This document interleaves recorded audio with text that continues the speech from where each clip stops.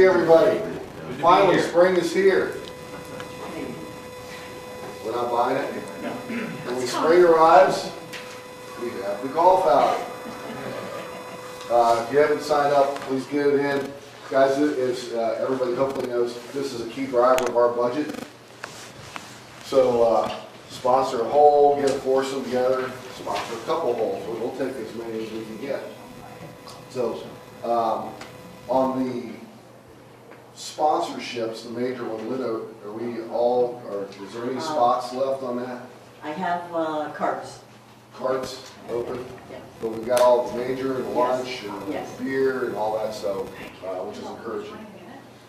So spread the word, help us make that a successful event. All right, so we're off to a little late of a start. I want to get things started with Cynthia Booth, who found that she's the manager. She owns. She owns. She owns about 6-7 McDonald's. Okay, well, Both of them. she's been providing our coffee for free right out here, so that's great. So big thank you to her. We appreciate that. All right, we're going to go ahead and get things started. Are you kicking this thing off? I am. All right, well, That's up to you. It's your meeting. I just do what you tell me. all right, well, Chief Dave's going to kick us off here. We'll get started. So welcome. Thank you. Thanks, Don. Good morning. Morning. Bear with me. This is the first time I've been allowed to do this presentation. Dan Malloy loves to do this. I was telling Mr. Fogelsong, Dan had a detached retina last Wednesday. And it took him all the way to Thursday to come back to work again. And his wife and his bosses and everybody yelled at him, so he's finally at home. So he's recuperating, and it'll be a while before he's back. But he told me he'd let me do this. So kind of a long presentation, so I'm just going to kind of hit the highlights. I'm not going to keep you here all morning. I know everybody's busy and you've got things to do. So if there's something in here that strikes your interest, stop me, ask me questions. Please don't hesitate. Give a little history. 1986, we had our police department was disbanded. Some people in this room were around during that period of time. There was a $40,000 shortage and some other issues, and the trustees decided, you know what, we're going to go ahead and disband the police department, go with the sheriff's department. It didn't take very long before the community came back and said, no, we want our own police department in Colerain Township. We want to have some control and say over what happens, and they asked for the reinstatement of the police department. So we put a levy on in 1986, passed a 2.5 mil levy for 5 years. 91 was a renewal of that 2.5 levy. And then 2002 and 7, we added 1 and 1.5 respectively. This year we're asking for 1.95. We were due to come back in 2012, and we'll kind of get into it a little bit later about how we were able to stretch that for an additional 2 years to keep us from having to come back when everybody else was having economic trouble as well. So we stretched our dollar and we made some partnerships that allowed us to get that extra 2 years. Our operating budget for 2014 is $6.03 million actually. Jim Rowan had a little editing he did on my budget. So we're down a little bit. Sworn officers, we actually have 47 right now. I'm authorized for 59, and that includes our reserve officers. Those are not full-time police officers. I have 47 full-time police officers. We are looking to hire the reserve officers now. I'm having a little more difficulty than I did the first time because the job market's a little bit better. When we looked in 2011, 2012, we kind of had the pick of the litter. These guys go through the police academy, and that costs them about $7,000 to go. And if they can't get a job within a year, their certification's gone. So they've basically taken that money and flushed it down the toilet. So when you've got 4 academies a year graduating and nobody hiring, you've got this big pool of qualified, decent people that are dying to get a job. Well, Cincinnati's now putting on a recruit class. Some other agencies are starting to hire, so we're losing that great talent pool, and I refuse to lower our standards at all. So we've gone through another 300 people trying to find somebody, and I found 2. So it's the biggest pain in the butt of what I do, but it's worth it, because who you hire and who you promote are the 2 most important things you can do. 2002, they did a manpower study, noticed they didn't have enough police officers for a township our size. We are the largest township geographically in the state of Ohio. Second to population of Westchester, who cheated on the census. We're sure of it. They had to beat us somehow. We'll get them next time.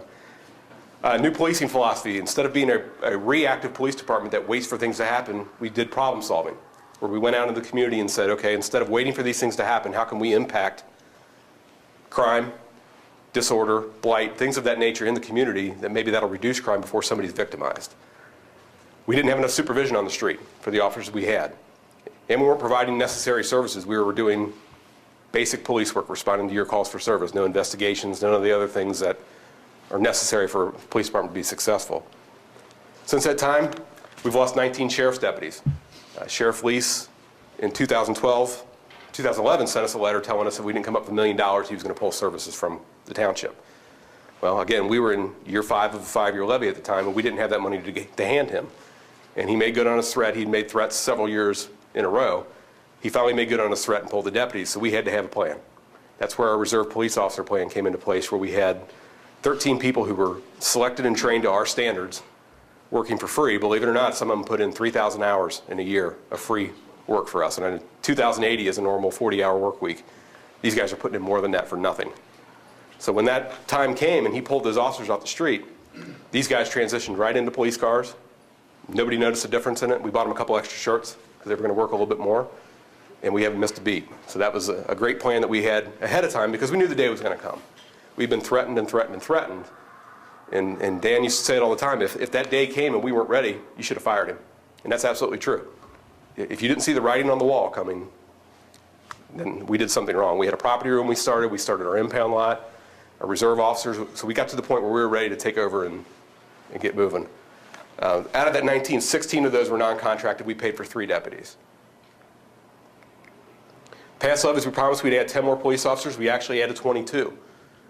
And we'll talk about how we did that here in a minute. We didn't just keep spending your money and doing more than we said we were going to do. We found some innovative ways to get more officers involved. Put additional supervisors. We made 2 lieutenants positions. We actually only have 1 right now. I'm hoping after May 6th they'll let me promote another, but they've not promised me anything yet. So I'm kind of doing my old job and I'm doing this job now. So my hair's falling out. And the problem-solving philosophy, that has helped us, and you'll see the crime graphs. We absolutely believe that is why you've seen the dip in the crime maps. Not just allowing things to happen to the community has been huge. Extra innings, all the bars there on 8325 Colerain Avenue. We shut 3 of those down that were just constant problems for us. A lot of communities would have just allowed that to fester, people to be victimized, that thing to just continue on in the community. John Rose Avenue is another thing, and Jeff can talk about that here in a minute if he'd like, how we've not just let these things sit and fester, we've actually attacked it, and we're going to make a big difference. Our bike team was implemented. We still have that today. You'll see them coming up soon. I can't get them to ride in the winter. They won't do it. I told them I'd get them nice big tires for the snow, but that's not enough for them. Resource officers, we've been in the schools for 15 years now. We had a grant that paid for one for a while. That ran out. We saw the value. We were responding to the school anyway. Northwest and Colerain High School, we were going there daily for fights and for all kinds of issues at $18.30 per call. That's what the comm center charges us every time we're dispatched somewhere. So we thought, okay, well, if we can find a way to get paid by the schools to be there, and we're going to be there anyway, we can maybe prevent some of these issues by being in the school and starting our problem-solving philosophy in the school, maybe we'll succeed, and it's been fantastic. It really has. I had a question this morning about some of the issues at Colerain High School that are going on. They've got some kids who want to identify themselves as gang members right now. In about an hour, they're not going to have a school to go to. So that's, again, we're not just going to allow this to sit there and become a problem. We're going to go at them. We've teamed up with the district, and we've come up with a comprehensive plan to make sure this doesn't turn into a big problem. Increase county contract. As we added during those levies, one of the edicts, and probably David can tell you this, was the Sheriff's Department agreed to support the levies if we gave them additional officers in the township. We agreed to pay for their extra officers. That was always the little threat that hung out there, that if you don't give us those extra officers, we're going to oppose your levy. So at the time, we needed their services, we needed their help, so we were required to do that. So we added deputies also in each of those levies that we had up till last year, or the last levy. We promised that our services would remain. We would have no cutbacks. That more than occurred. We actually added many services than what we had in 2002 and 2007. We extended the levy past the 5-year deadline. We talked about that before, and that's through our partnerships with Northgate Mall and the schools. That allowed us to stretch that dollar a little bit more. There's a slide in here that talks about revenue generated in the last 5 or 6 years of almost $2 million. Well, that's what got us that extra 2 years. Our other successes, 2005, 8, and 11, we had our CALIA accreditation. 6% of all law enforcement agencies are accredited in the United States. We're one of those agencies. On top of that, we are accredited with excellence, which is a 0.3% of that 6%. And one of the commissioners said it when we were in there. He goes, "You're the best of the best." When we laid out everything we do, how we impact the community, how we talk to the community, deal with the community, they looked at our operations. They come every 3 years and turn us upside down. They go through every file in the police department, every substation we have, every police officer rides with these guys. And then they decide whether you're meeting their standards. There's 429 standards you have to meet to be accredited. And we've done it all these years, and I've got them coming in August. Terrible timing. Terrible timing. Taking over in January, they asked me, "Do you want to extend this out for another 3 months?" And I said, absolutely not, because we don't wait till the last minute to dress it up to look like we meet the standards. We meet the standards every day. So it's very easy just to clean up the files a little bit and have them come in, because this is what we do. I don't have to train people how to respond to the assessors. Just go at it. Have at us. Family Justice Center, we're just kind of kicking that off. It's been since August of last year. We saw a need when we looked at our homicides, that most of our homicides were domestic related. We don't have the stranger homicides that a lot of communities have. We do have a couple drug homicides. They make up the other 20 to 30%, but most of these are family violence related. And again, most communities will basically cross their fingers, close their eyes, and pray that we don't have another domestic homicide, and they think that's going to work. Well, we looked around and we said, well, what if we had a way to reach out to the victims of domestic violence and family violence and give them a place to go to receive the services they need to either get out of that relationship or to get themselves some safety. So we reached out to partners, Women Helping Women, Women Helping Women, Dress for Success, YMCA, YWCA, all these groups came together, mental health, probation, and on Thursdays from noon to 4, they're all in one building, which is 7560 Colerain, the old GT's lounge that we made at substation. And they're there for 4 hours for our victims. And we've had about 50 to 55 victims walk in seeking services. Put yourself in their place. You're a victim of domestic violence. Now you have to drive all the way downtown where you've never been before in your life. Deal with the parking and the courthouse and the people that are around the courthouse and that whole red tape bureaucracy system that's downtown in the court.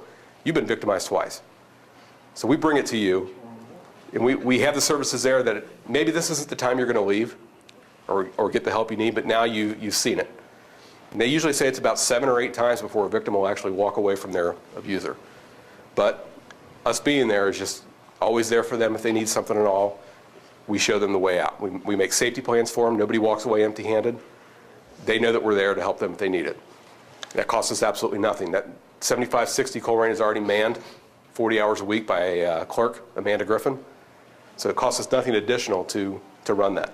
I had a records request a couple weeks ago demanding the salaries of everybody, how much electricity we spend on the Family Justice Center. So there are critics out there. I'm not sure what their attack is going to be, but they are out there, and we've done it as a cost-neutral program for the community. Missing persons team, we've had that for about 7 or 8 years now. When your child under 12 or an Alzheimer's patient, anybody over 75, goes missing, we call out the missing investigative team. Generally speaking, what police departments will do with a missing report, we'll take a report, give us a call when you find them, it gets filed away. That's generally how police departments handle a missing report, unless it's something just absolutely crazy where they know there's an issue they need to jump on.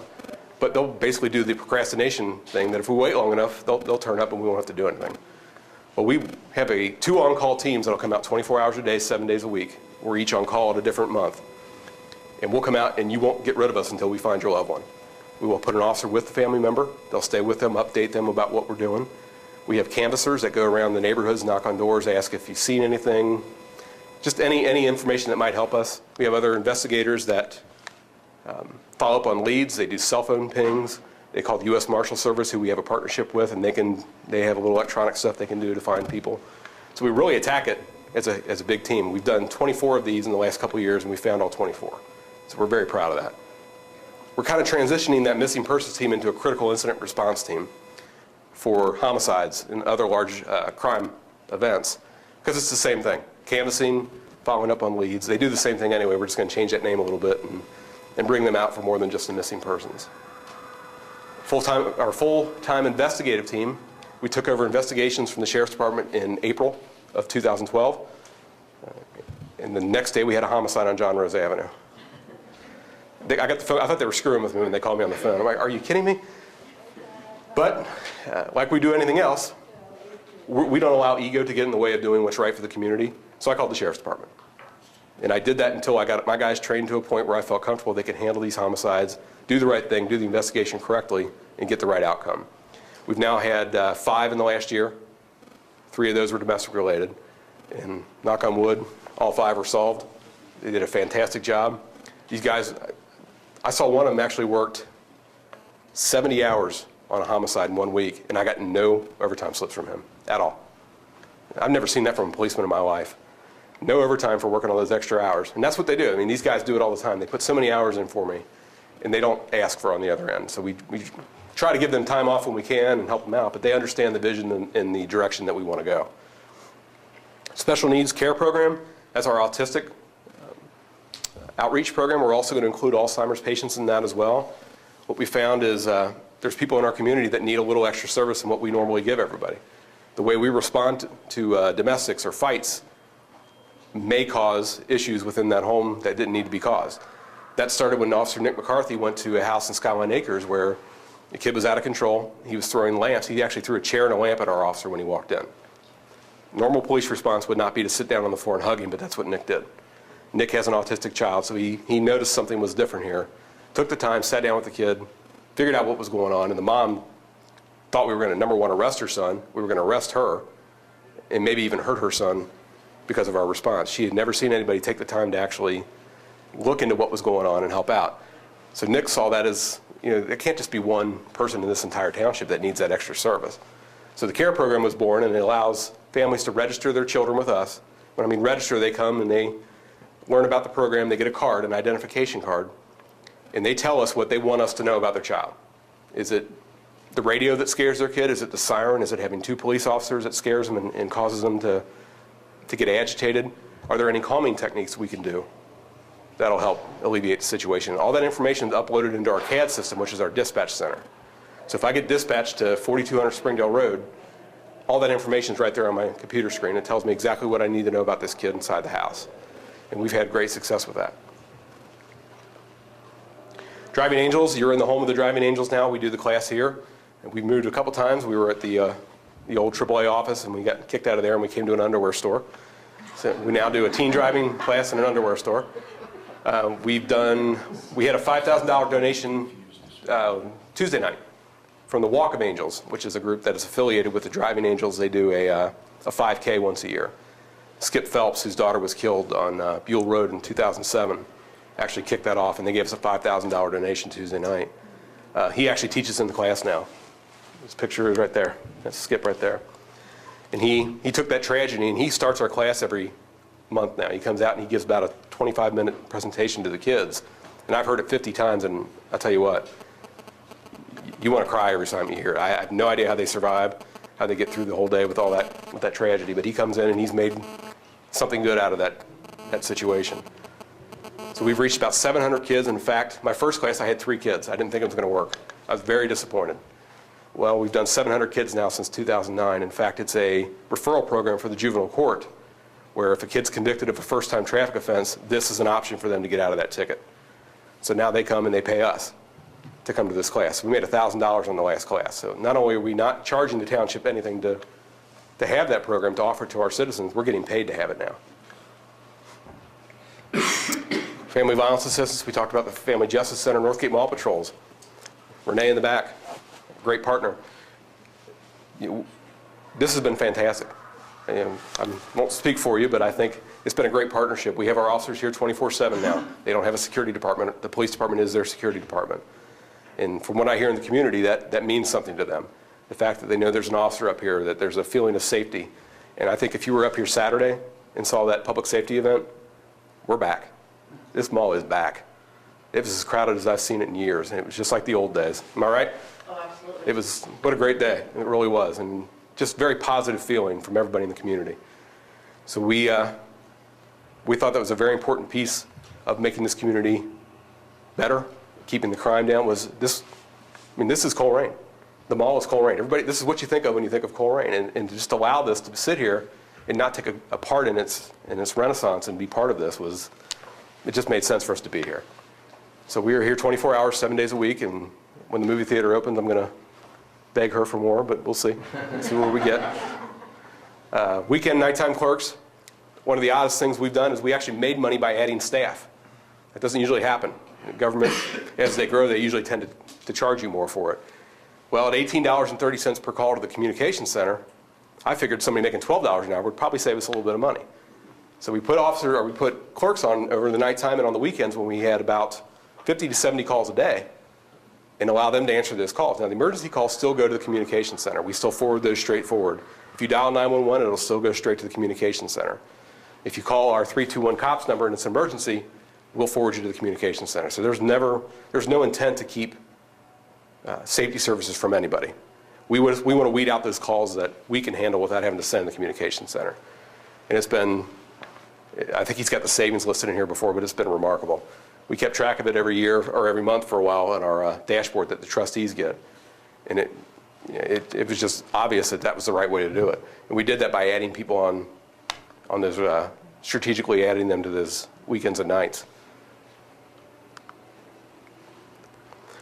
Our partnership with the zoning department. We talked about this with the Inquirer just the other day. Jeff and I did. We noticed again, we had the same goal. All the township's departments all had the same goal, which is to better the township. But we used to work kind of in different directions. So we went with the zoning department. We said, what can we do to help impact blight in areas where we're having a lot of crime? And we noticed, and Jeff noticed this too, wherever we were having the most complaints, wherever you had the most graffiti and broken windows and garbage, naturally you had more crime.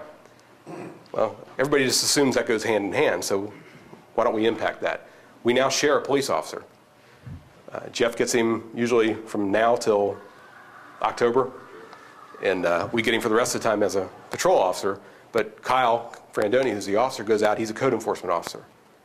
He goes out in uniform in a police car and he does code enforcement. And we found the compliance rate is much better.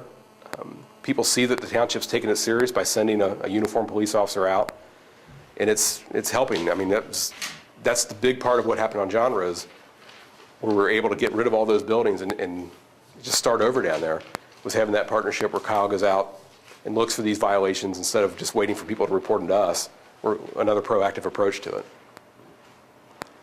DEA, FBI, and U.S. Marshals SOFAST unit, those are 3 federal agencies that we've partnered with. I sent one officer to each one of those federal task force.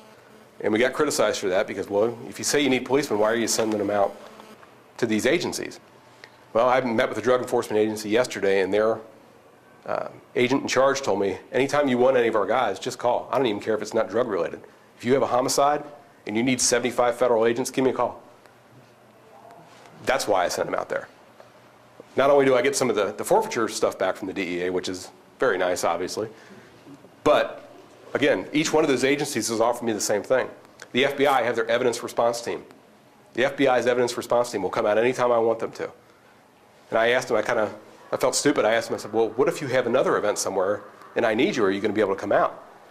And he kind of laughed at me. He goes, well, we had the World Trade Center, both of them, the Pentagon, Pennsylvania, all at the same time, because I think we can probably handle anything that happens in Colerain. So yeah, you're right.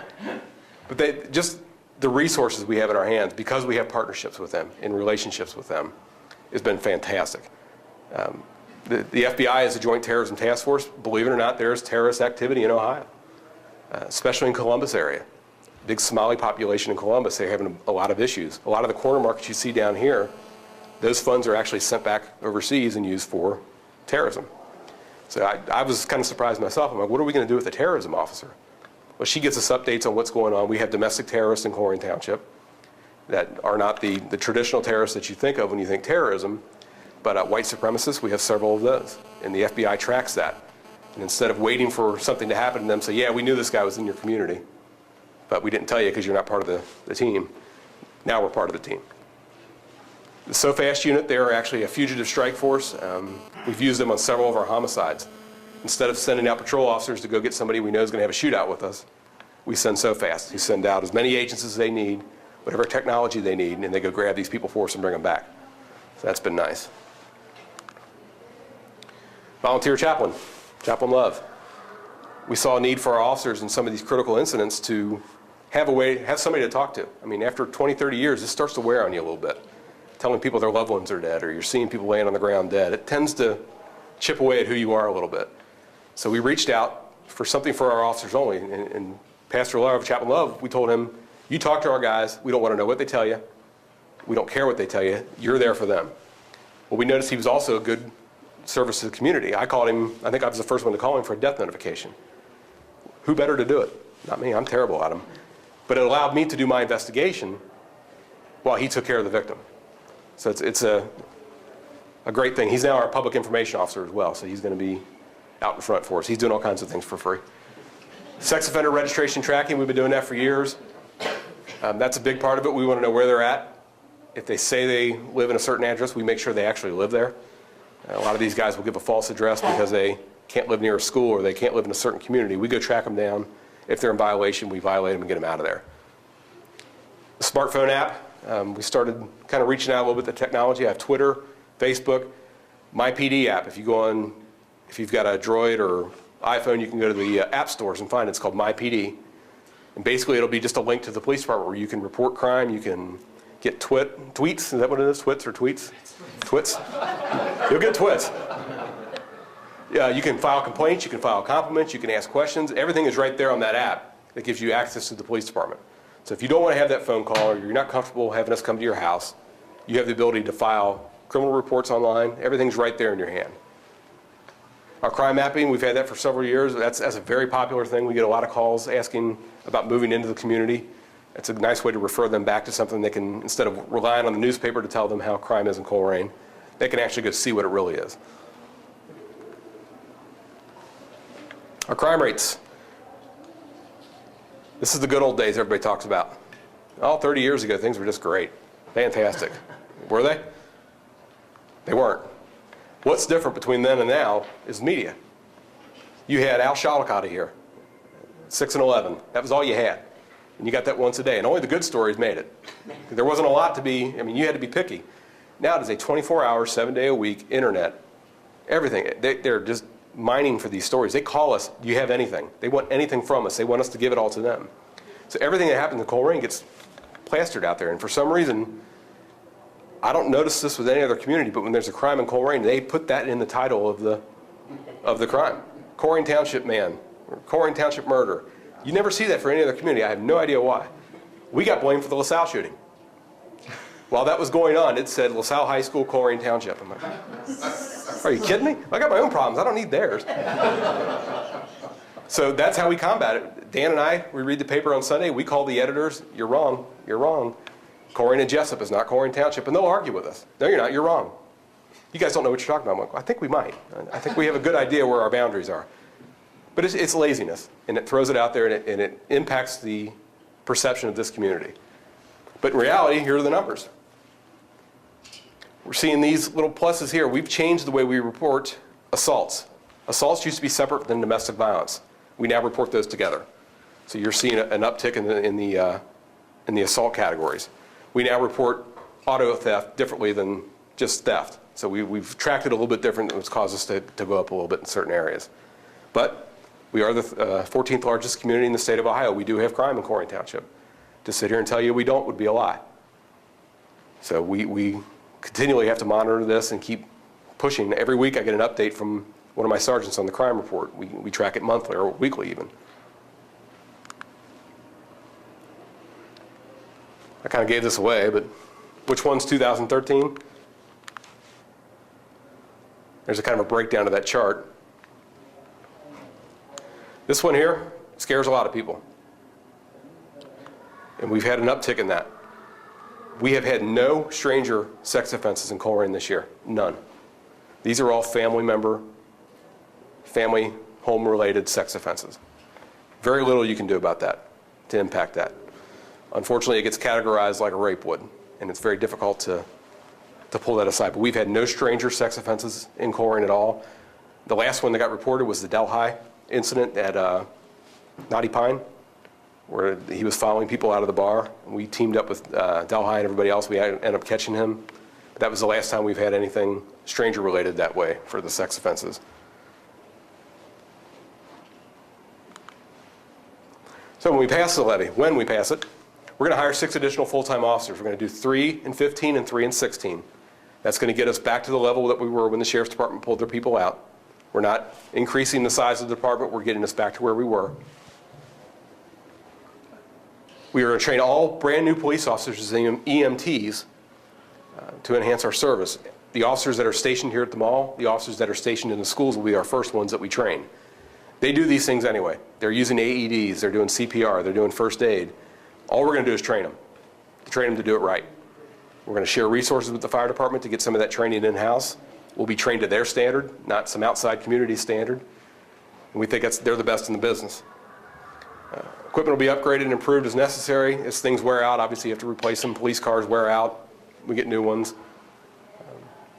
And all the services that we currently provide that we talked about before, the Family Justice Center and the Driving Angels, all that will continue. If it were to fail, our plan is to demote one shift sergeant. Our investigative sergeant, who oversees the investigations now, will be back on the road. 9 police officers will be laid off. We'd get rid of our night shift clerk, bring our federal partnership officers back, because I'm going to need them on the road. And we'll have to cut some of the services that we offer, because our number one priority is road patrol. That has to be the first thing we're responsible for. But it's not fair to tell you what we're going to do if we don't tell you what would happen. But we're not going to talk about that because that's not going to happen. Since 2008, the revenue, I kind of touched on that before, the Northwest schools, about $1 million in the last 6 years. They have officers in the schools. We're going there anyway. We would have gone there anyway and done the same thing we're doing, but now we have revenue generation. Northgate Mall, after 2014, you see the figure there, $769,000. We started an impound lot. Traditionally, cars that we would impound for drunk driving, or we arrested the driver, we'd send them to an impound lot, and those people would charge the suspect whatever they wanted to charge to get the car back. So we did a research project on it and said, you know what, we can have some impact on this and maybe make some revenue off of it. And that's what we did as well. So $320,000 since November. So you look at that, $2 million came in from the outside that we didn't have to touch, go back to the taxpayer and ask for more. There's kind of the numbers on the part-time clerks, 6,200 citizen requests, $19,000 saved in dispatch fees in 2012.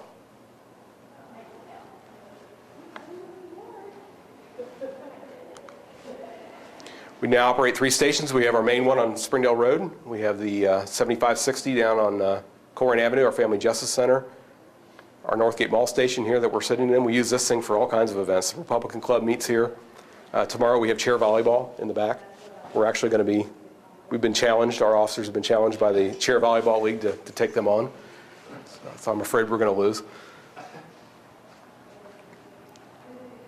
Talked about the reserve program quickly before. Not much else to be said about that. Those guys saved our lives. They really did. I was the biggest naysayer of that whole program. I did not want to do this. If you know anything about police work in Hamilton County, the term auxiliary or reserve means that you can't get hired anywhere else. That means you've been fired from somewhere. Nobody wants you.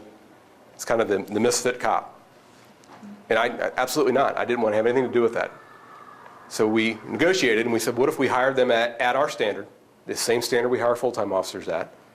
We train them to the same level we train our full-time officers, and we hold them to the same accountability. I said, well, good luck. You're going to have to find these guys for free. If you can do that, well, we had 350 people apply for the first positions. And like I said before, we kind of had the pick of the litter, and we found them. And there wasn't one of those guys that I didn't want full-time. We had guys turning down full-time positions that were in the Reserve Corps to stay with us to work reserve.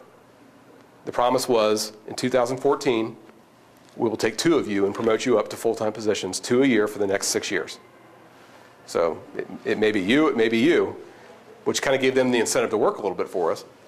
But we were lucky enough to get them through partnerships, through some retirements, to get everybody on board before 2014 started. So all those guys that we promised, we actually got them jobs. They're out there working right now. I just got to find somebody to replace them, which is the hard part. Hard to see, I know. Budgets, that's a big deal. We benchmarked communities that have similar size, similar population, similar services offered, and we saw where we stood. We're right there in the middle. That is the 2012 budget. Again, it's 6.03 this year. And our cost per officer is about the same. So we're right in there. We're one of the lowest, if not the lowest, in most of these categories. The average budget for communities for 50,000 to 99,000, which is what we are, is a $16 million budget. I wouldn't know what to do with $16 million. I certainly wouldn't be sitting here boring you if I had $16 million. And the average cost nationwide is about $131,000 for communities our size. Other communities in the area, this is the officers, they have 145. On the right, you see Department of Justice recommended. That's how many you should have. I think it's 1.8 per 1,000 residents is what they recommend. We're at 47. We should be at 105. That's what the Department of Justice says. Do I need 105 officers? I don't need 105 officers. We'd be tripping over each other. So we think what we ask for is reasonable. We're not asking to add crazy numbers here that we don't need. We're asking to add what we have to make sure we do our job right. Cost per resident, we added Westchester's in there. We added the big ones. We actually, Kettering called us and took us out of their benchmarking study because we kind of skewed their number a little bit. They didn't like the fact that we were so low at $95.32. This is just some contract stuff. Here's our salaries. Another big thing is you guys are getting rich off of this. Well, I'm the lowest paid chief in Hamilton County. I'm okay with that. I got no problem with it. I didn't get this to be rich. Our lieutenants, they're third lowest paid. Sergeants, second lowest paid. Patrol officers, third lowest paid. Our administrative clerks, second lowest. The only one that makes anything above the middle is Ed Smith. And if you know Ed Smith, Ed deserves every penny he makes. He works harder than I do. He runs the police department from 2 o'clock on. Our officers took a 3-year pay freeze. They gave back insurance. They were paying 15% into their insurance. They offered to pay 20% into their insurance. The union came to us and made those concessions. I've never seen that before.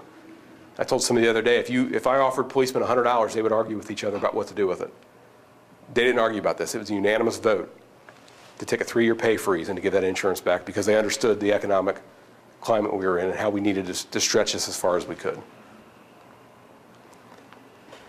The new levy, it's a $68 per $100,000 valuation on a home. That's what the cost would be on this. Like I said, we wish we could stretch it out another 2 years. Realistically, we should have gone for this a year or two ago because even when we pass the levy in 14, we don't start collecting until 15. So we believe that we've been very responsible with the money and that we've stretched it just as far as we can. We've been as transparent as we can be. And we're open to any questions and anybody's comments or criticisms. So if you have any questions, I'm happy to answer them. Covered it? I got a question for you. Yes. Not so much with the levy, but stuff that's been hitting home as our kids are getting older. We've got 1 in college, 2 in high school, and we all know everything that's going on with the drugs in the schools. The parochial schools are absolutely no different than the public schools, whether it's here in Colerain Township or downtown. Having a conversation with a parent last night, parochial school, high school, and she was telling me the amazement that the parents that are allowing kids to drink in their homes, being in the business that I'm in, everyone always talks, well, I take the keys away from them. And I quickly say, that's not the point. You had the point of setting standards and so on and so forth. Exactly. To give an example, somebody fell in a fire pit, physically scarred for life. The next week I asked him, you have to stand in a judge and say, now explain to me why you thought this was a good idea to give your underage person alcohol. The amount of drugs that are being consumed in parents' homes, mainly marijuana, and you probably know other stuff. What are, and I don't think anyone's from the schools here, I don't know what else the schools can do. You know, they can only do so much.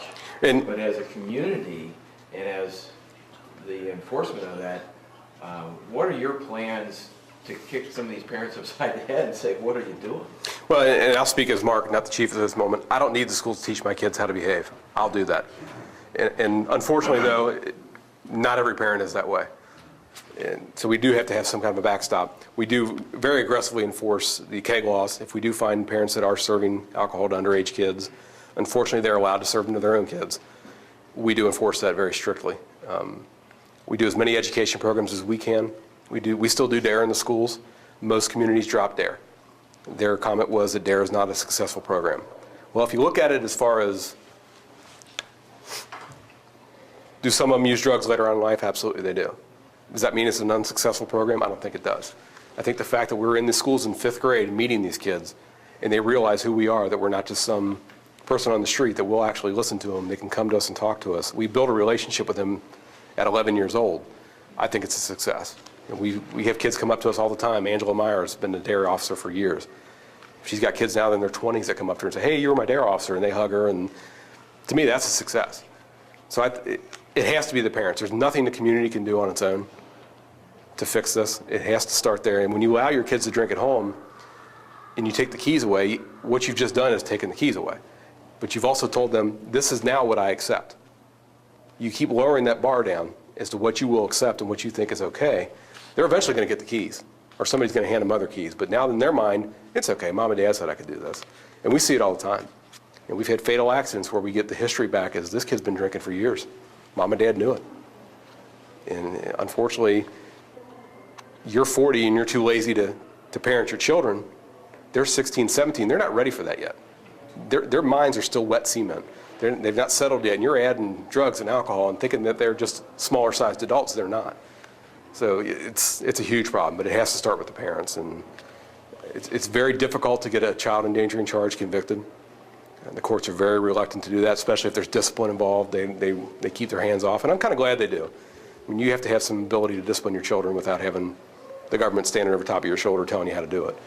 But it definitely is a problem, and I don't think it's the schools that need to do it. I think it's us. If you raise those insurance rates, that tends to do it. That scares the hell out of them. Yes, sir. Question and a comment. Comment first. Old saying, there's no such thing as bad children as bad parenting.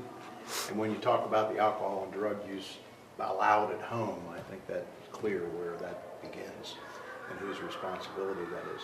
The question, I know that in previous police levies, Hamilton County sheriffs were a factor. Mm-hmm. Put that as diplomatically as I can. Do we expect anything like that this time around? There's a little grassroots campaign going on for some people that are, and I get it. I mean, the guys that are upset really don't know the whole story. They're being told something, and they're being told something that's false, and they're running with it. And I tell my guys in the street that this has no place in this community. You go out and you police and you work together, and we do. The guys that are upset and are posting these things on the internet have still come into this community and helped our police officers, and they'll continue to be professional. I know they will.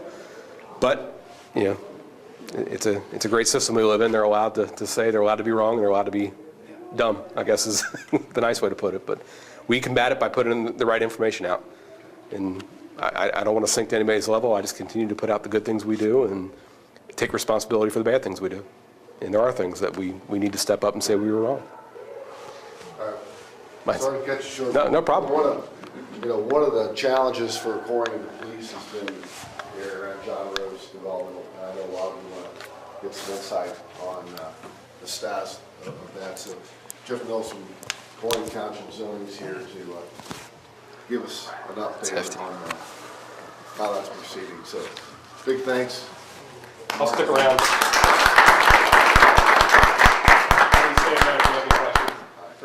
Thank you. So Frank Birkenauer came into my office yesterday and he said, Jeff, you lined up Charlie from CMHA to come talk for CTBA, right? And I said, yeah, absolutely. He's going to be there on May 8th. And they said, nope, it's tomorrow. And I made a couple of quick phone calls and they were already busy. So I apologize that Charlie from CMHA wasn't able to make it out here. But hopefully I'll be able to give you a little bit of insight and answer any questions you have about the John Rose project. But first, a quick bridge from what Chief Denny was talking about. The first day that Kyle Frandoni, who's our code enforcement officer, was on the job as the code enforcement officer, neighborhood resource officer, I was riding around with him and taking him, just showing him the ropes of what we do, and we're doing a vacancy check on Jamarine. And usually what we do is we're looking for broken windows, we're looking for gutters that are falling off, tall grass, that kind of thing, make sure the doors are locked. Well, we go around to the back and the door was just slightly ajar, and Kyle looks at me and he says, stand back. And with his hand on his hip, He's in the room, and he's clearing the house. He's clearing the house, and I said, you know what, I think that might be the first time that on a zoning enforcement that somebody went and cleared the house. But you know what? We've been into buildings where, there's graffiti, there's evidence of drug use. There are people squatting in abandoned houses, so we've been very, very vigilant, and Kyle has done a fantastic job. Officer Fernandez has done a great job, and our partnership is incredible. It's really yielding good results. While we were at that vacancy check, a detail came across on Kyle's computer, and it was for a call on John Rose. Gemrine's right around the corner from John Rose. And we were right around the corner. He looks at me, he says, "Can we go?" I said, yeah, sure, yeah. And so he was the first one on the scene. And it gives me chills, actually. There was a woman that had completely overdosed on heroin.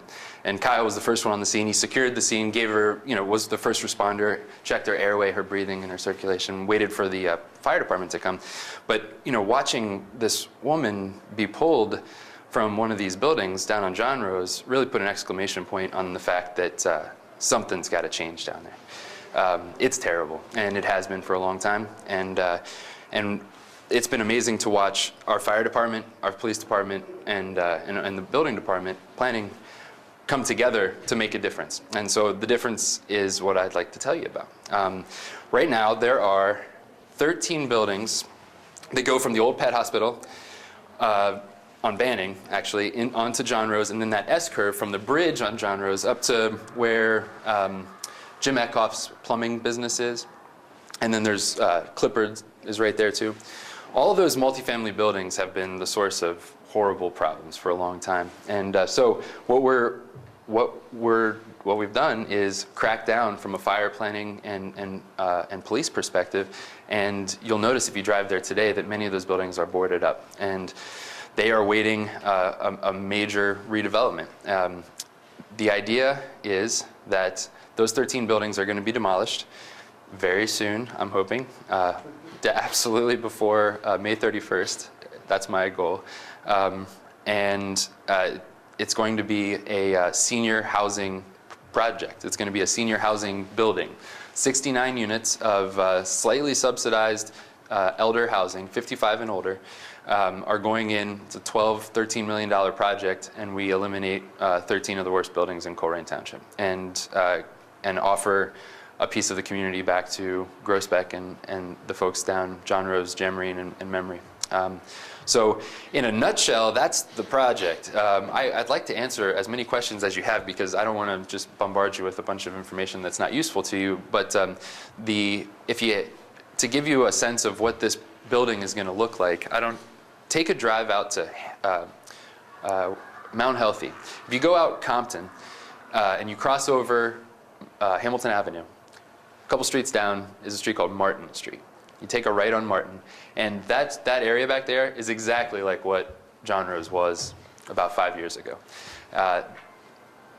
Mount Healthy did something similar, eliminated the blight, did slum clearance, and the building that is up there right now, it blew me away the first time I saw it.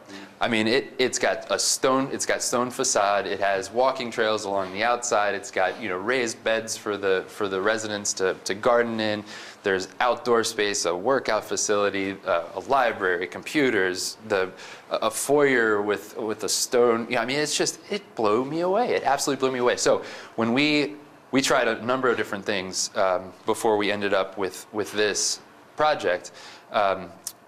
In fact, at one point, we went to our zoning commission and said, hey, we want to rezone this commercial. And our zoning commission said no. So we went back to the drawing board and said, okay, what's next? We started calling developers. What can we do with this? And finally, we got somebody that was very interested. I was a little bit, say, skeptical at first. But then I started looking at the product that the Cincinnati Metropolitan Housing Agency is putting up when it comes to senior housing.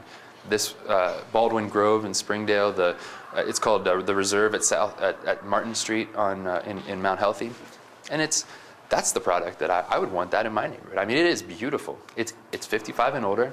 Don't have a lot of police calls for elderly folks, and I think it's a huge win. And this is going to be the first project. I see this as the first major project in the renaissance of Groesbeck. we've seen a lot of big changes up north here. Stone Creek started it, I think. What we see at Northgate right now is continuing it. That's going to continue to march down, and I feel very strongly that grow spec is incredibly important because it's where many of our small, family businesses are located, and B, because it's got such a tight-knit community down there. I mean, I interact with folks down there all the time, and I'm just always blown away by how much people care for their community and grow spec. And I think that this project is going to be the first of several major projects that is going to bring grow spec back to the place that it needs to be. It's going to change the trajectory in that neighborhood. So with that, I'd be happy to answer any questions. Yeah. Taxation on that, how does that affect the property taxes in that area? Payment in lieu. So it would be owned by the Cincinnati Metropolitan Housing Agency, which is a not-for-profit. And so as a not-for-profit, they wouldn't be paying taxes the way we all pay taxes. So what we do is we enter into it's called a payment in lieu of taxes, and we establish a rate that they pay instead of the traditional tax pay. And to be honest with you, I don't know the particulars of where, how much or what, but I'll tell you, I don't know what the tax base is in those 13 buildings now, but it can't be that great because it's all boarded up, I think the concern from my perspective would be, yes, you're not getting calls from police. Yeah. But now you're going to be getting calls from more paramedic services. Right. Right? Well, that's true. And right now there's a building boom for senior housing.